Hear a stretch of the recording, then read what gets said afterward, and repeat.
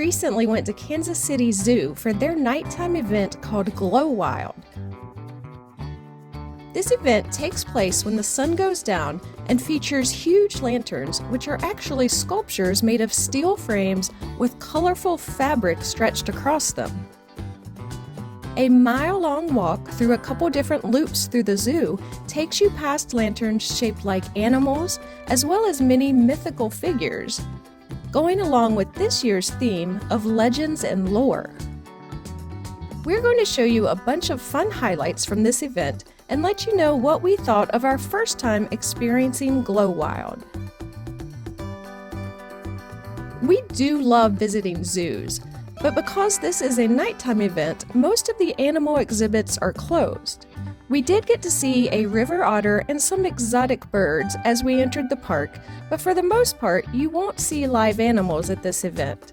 However, if you attend on a Wednesday night like we did, you can tour the new Sobella Ocean Aquarium, which opened in the fall of 2023. So we're also going to share with you highlights of our tour of the aquarium in this video. This event, by the way, runs most nights now through December 29th, 2024, but it is closed on Mondays and Tuesdays. In addition to the lanterns, there are other activities the family will enjoy, including the carousel and a train ride. There was also a show which we watched at the end of the night. We'll tell you about that in a bit. When we attended in October, there were some fall events going on, including a hayride, kids' tractor rides,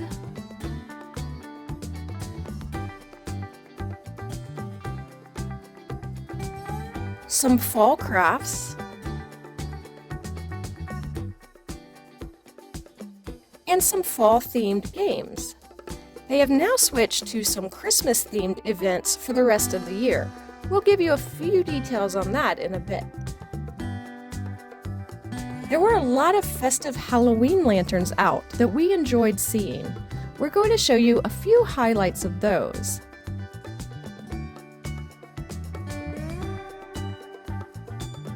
The event had a lot of jack-o'-lanterns all over the place, as well as some cool lanterns themed to Halloween as well as Day of the Dead.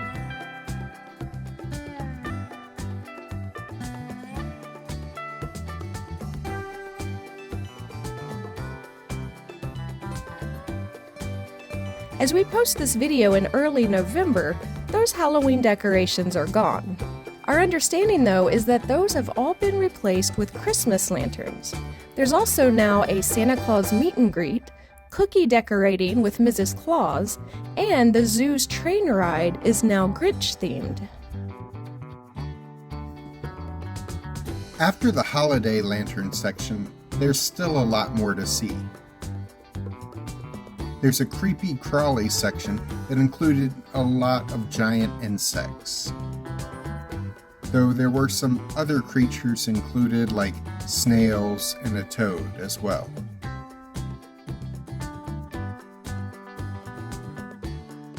We then head to the Enchanted Forest, which featured a lot of colorful beasts.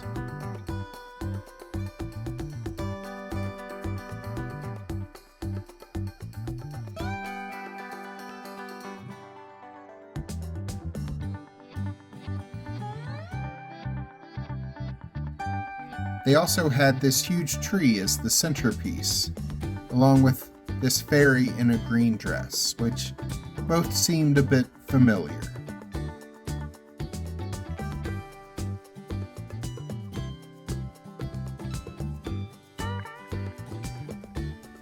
There were a few live entertainers along the route, including this one twirling a hula hoop. We then encountered a number of fantasy characters as we walked towards a castle in a magic kingdom. Here's Bigfoot.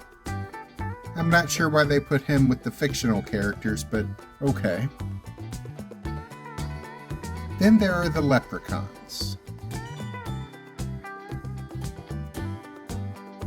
Here we see Medusa posing with her murderer Perseus. And here's the 5 dwarfs, I guess. The Loch Ness Monster was here. And there was also a Pegasus pulling a chariot. This is a cool photo op because there are stairs behind the chariot where you can actually get inside the chariot and pose for photos. And then we found ourselves at the Magical Kingdom's castle itself.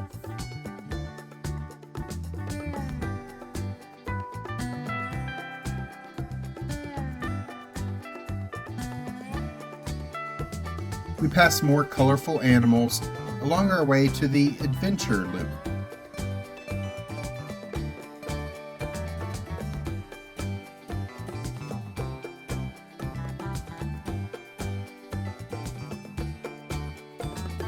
We started out this loop by going under the sea, where we ran into a little mer person.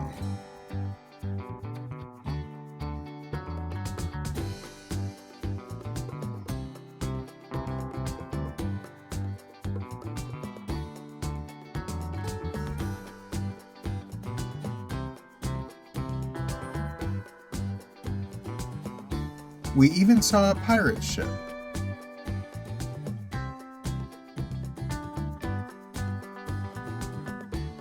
And encountered a real-life pirate. More on him later. There was a wizard and dragons.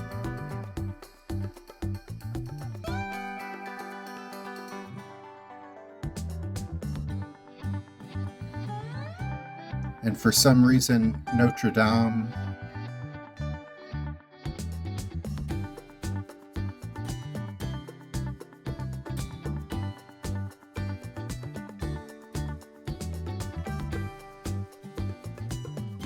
Then we came to the dinosaurs section.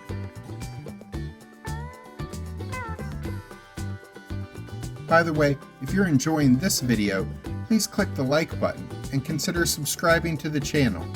It doesn't cost you anything to do either of those things, and it will help Alice's channel grow.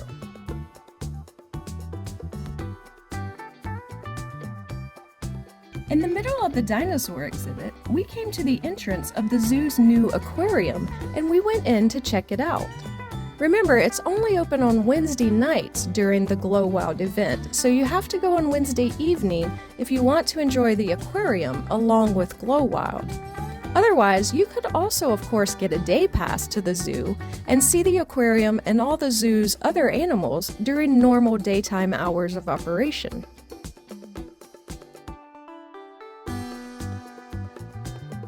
This aquarium seeks to bring the sea life to Middle America, almost 1,000 miles from the nearest ocean.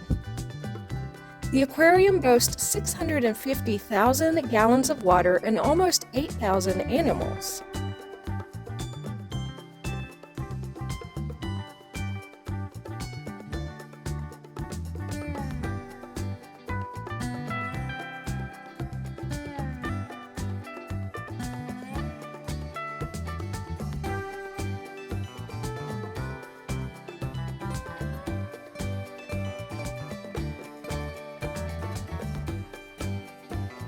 This aquarium's exhibits are very well done.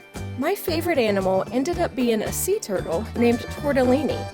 Her shell was damaged when it was struck by a boat, which caused a buoyancy issue. As a result, this turtle remains in a somewhat vertical position as she swims. They are working on a weight system for her to wear that will help her attain a more level position in the water. Anyway, I love turtles, but learning the story behind this injured turtle made me love her even more.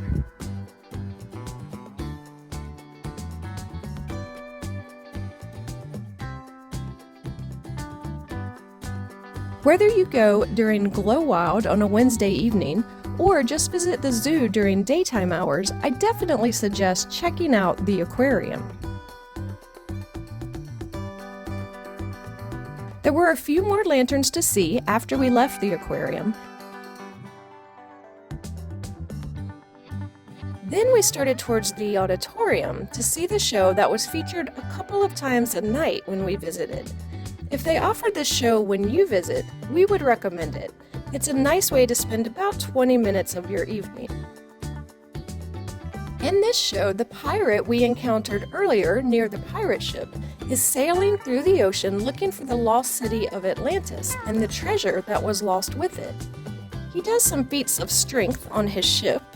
Ignore the jungle background, that's just the usual background for this theater and is unrelated to this show that allegedly takes place on a ship. A mermaid comes up on the ship and puts on an acrobatic show. She then agrees to show the pirate how to get to Atlantis so he can find the treasure.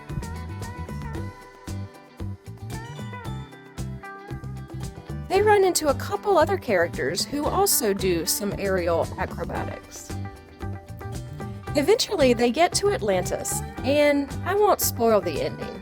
This was a fun show with a talented cast.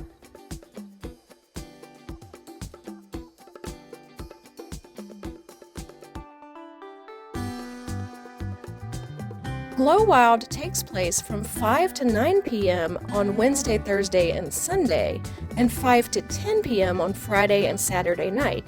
As mentioned before, it is closed on Monday and Tuesday. Tickets are $24 for adults, but kids, seniors, and military members, either active or veteran, get a $2 discount. Walking through the GloWild lanterns takes about an hour. You could take longer if you stop to take in the views or to enjoy the other activities. If you attend on Wednesday night and also go see the aquarium, that will take you around 45 minutes or so.